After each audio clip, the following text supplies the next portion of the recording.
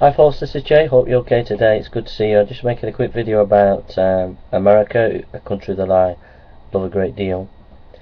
And just to remind Americans that the First Amendment has a history.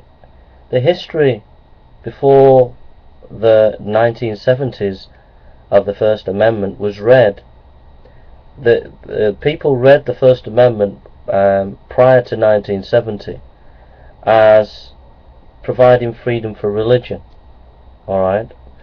But after the 1970s, humanist secularists started to tweak and to put in their interpretation. And they put an interpretation on the First Amendment which was more about separating church and state, alright? And trying to keep religion out of the public sphere. So the kind of humanist hijacked the First Amendment for their own political agenda.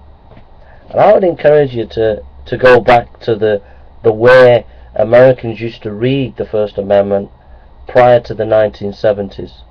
Okay? And to say that religion needs more freedom. Okay? In the sense that in schools it should be taught about Christianity in a much more vigorous way, as well as other religions as well. You know, we're all for freedom of religion. But what the humanists have done is they've taken control of the education system in America and excluded Christianity from the public discourse within the schools. And that's completely against what the First Amendment was all about. It was all about freedom, that the state would not control religions, alright? So within the schools there needs to be much more teaching of Christianity in American schools and colleges. Christianity needs to be taught far much more and be much more openly discussed in all areas of life: philosophy, theology, biology, sociology, etc., as well as other views as well, other religious views.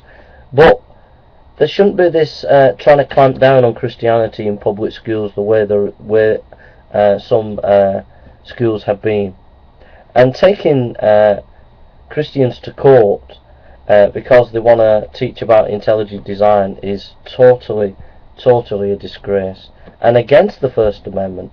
It's not actually putting the First Amendment in place. Basically what you humanists have done in America, you've hijacked the American Constitution and twisted it for your own political humanistic ends.